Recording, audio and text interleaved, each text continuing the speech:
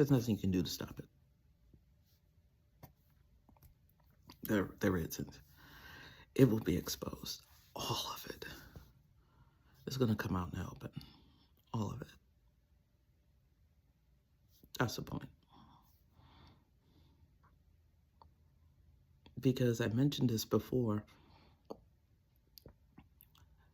the extent of the punishment, the extent of the consequences is in direct relation to your ability to keep my name out your mouth.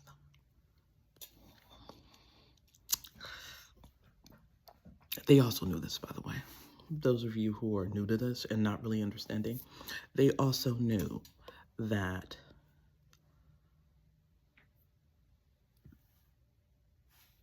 they needed to stop talking about me. They needed to stop casting aspersions on me. They needed to pretend like I didn't exist. And they couldn't.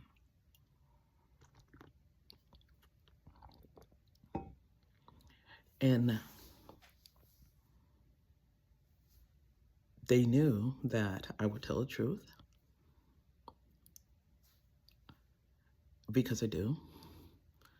And they knew that to be able to defend themselves, they had to lie and make it so you wouldn't listen to me.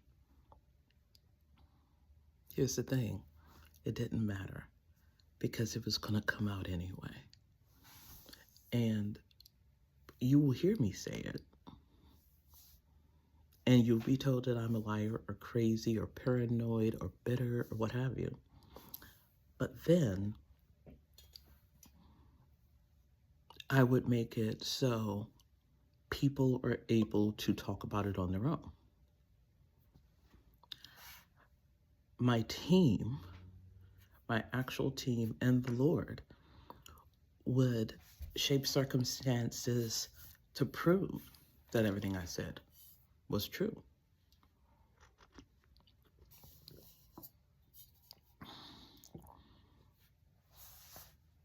The time between 2009 and 2016 was me learning not to be, it was a crushing naivete, truly. It was me honestly seeing how entrenched y'all were in your lies and how entrenched you were in your ego and how you honestly believed that these techniques would give you sustained, long-lasting power.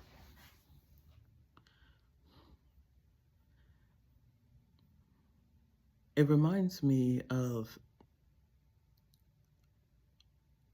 when, was it Lot? I was talking to the Lord about Sodom and Gomorrah. And he's like, are you going to really destroy this over 10 righteous men? Actually, you started 50 and then started going down. And the Lord was like, yeah, find me 50, find me 40, find me 10. And that was me during 2009 to 16. It was, Lord, are you really going to destroy all of these folks over some bad apples? The Lord was like, yeah, but if you can find me folks who couldn't, I'll spare them all. And I couldn't.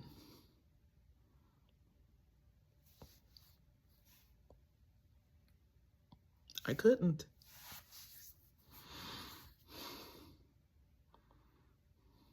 I couldn't.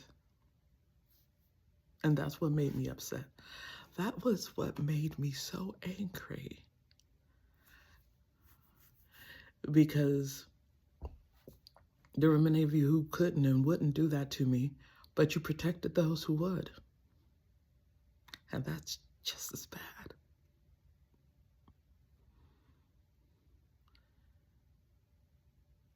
There are many of you who simply just all you ever wanted to do was to be able to enjoy being in the it crowd, belonging somewhere.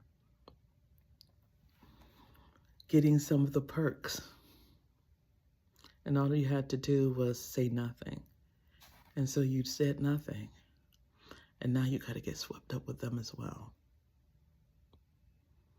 And they also knew, and you've heard me say it before, it is the folks who did it, the folks who helped them do it, and the folks who saw and said nothing.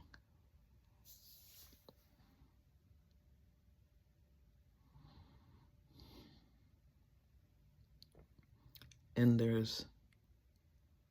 I was at a membership meeting, and they kept on asking, well, how accurate are you? I'm as accurate as I need to be. Literally, that's the answer. Because sometimes, a lot of times, you don't need to know what I'm doing. You don't. You're trying to get this information so you can get rid of evidence, so you can get your story straight, and you can't because you don't know where it's coming from. When one door opens, because this situation is so widespread, there may be a path that is most effective, and you close it up, and then the Lord goes and takes another path. It might take a little longer, but he's still going to get where he needs to be. And most times it's easier for me to just be quiet so we can get this done faster.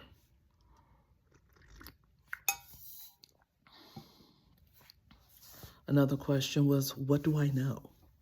I know exactly what I need to know. Because once again, this isn't about me. I am literally a mouthpiece. I'm literally boots on the ground.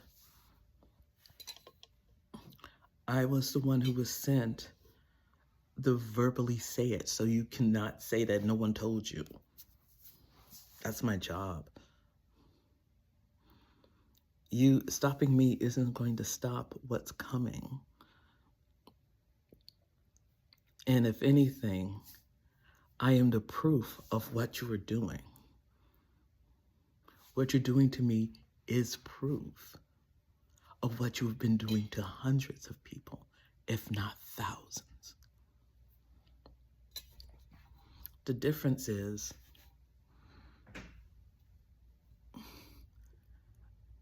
there's nothing you can give me that will keep me from exposing you.